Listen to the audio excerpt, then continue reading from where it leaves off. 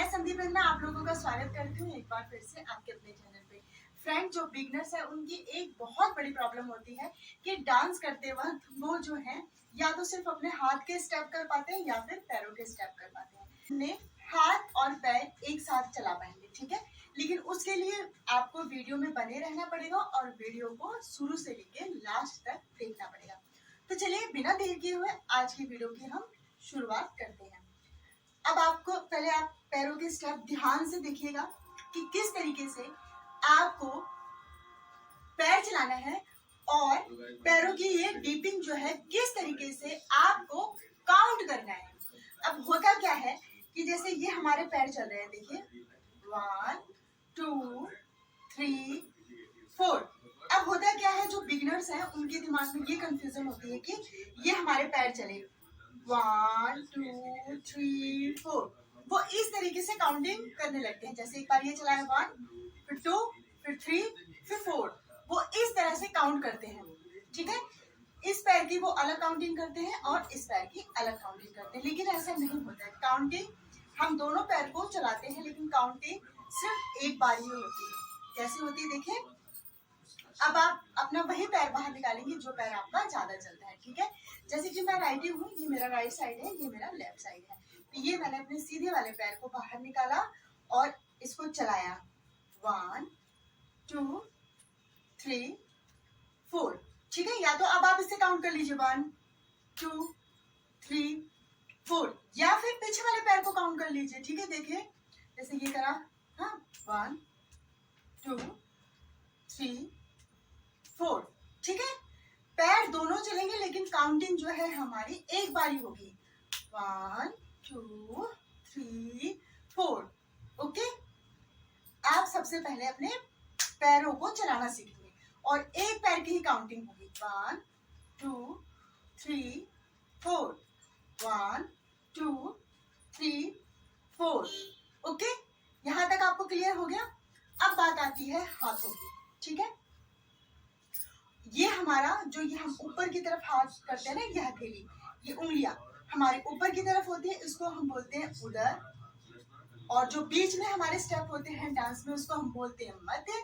और जो हमारे नीचे की तरफ इस तरीके के बहुत सारे स्टेप होते हैं, हाथ हमारे नीचे होते हैं, हाथों की तरफ हम यूं करते हैं, ये हमारा होता है तल। उदर, मध्य और तल, ये तीनों के बीच में ही हमारे हाथों के स्टेप होते हैं, ठीक है। तो चलिए अब मैं आपको पैरों के डिपिंग के साथ हाथों के स्टेप बताती हूँ जो आपको याद करने में बिल्कुल भी मुश्किल नहीं होने वाली है, ठीक है। देखिए जैसे ये हाथ मैंने ऊपर किए, ये हमारा उदर का स्टेप हो गया। कैसे देखिए, ये ऊपर का यानी कि उदर का। इस तरीके से आप याद रखेंगे ना तो आपके पैर और हाथ दोनों चलेंगे, ठीक है। कैसे देखिए 1 2 3 4, एक बार और देखिए 1 2 3 4, हाथों को ऐसे किया। अब हम उधर हमने सीख लिया, अब हम मध्य का सीखेंगे। कैसे सीखेंगे देखिए 1 2 3 4 1 2 3 4, ओके। अब बारी आती है तल, उधर मध्य और तल। कैसे देखिए 1 2 3 4, जितने भी हमारे ये हथेली देखिए हमारे नीचे की तरफ है ना, धरती की तरफ है, तो ये हमारा कौन सा स्टेप हो गया, तल स्टेप 1 2 3 4, ओके। उधर, मध्य और तल। एक बार मैं आपको और करके दिखाती हूँ, ध्यान से देखिएगा, तभी जो है आप हाथ और पैर एक साथ चला पाएंगे, ठीक है। ये देखिए हमने ऊपर किया 1 2 3 4 1 2 3 4 1 2 3 4, यहाँ तक आपको क्लियर हो गया। अब जैसे बारी आती है गानों में, जैसे कई बार घूंघट, बिंदिया, इन सब के बोल आते हैं, शब्द आते हैं, तब हमें कैसे अपने स्टेप को याद रखना है और पैर हाथ को कैसे हमें चलाना है, पैरों को और हाथों को एक साथ हमें कैसे चलाना है। देखिए ये एक हाथ को मैंने कमर पे रख लिया और एक हाथ को मैंने यहाँ माथे पे ये बिंदिया लगाई, और ये जो है मेरी उंगलियां किस तरफ है, ऊपर की तरफ, तो ये किस चीज का सूचक हो गया, उदर का।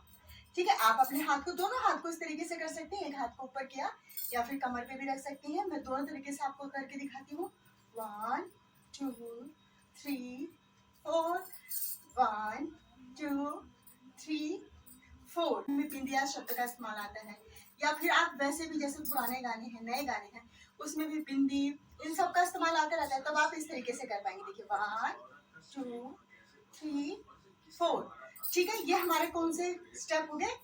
उधर, क्योंकि उंगलियां हमारी ऊपर की तरफ है। अब बारी आती है दूसरा स्टेप उधर का, मैं आपको बता देती हूँ। इस तरीके से जैसे घूंघट आ गया, तब आपको किस तरीके से अपने हाथ और पैर को चलाने हैं। एक हाथ से इस तरीके से घूंघट कर लीजिए, चाहे राइट हाथ से चाहे लेफ्ट हाथ से, जो भी आपको कंफर्टेबल लगे। ठीक है, इस तरह से हमने किया। एक हाथ को हम यहाँ ले गए, इस तरह से दूसरे हाथ को हमने ऐसे किया। ये भी हमारा उधर का ही सूचक है। हाथ हमारे जो है ऊपर की तरफ है। कैसे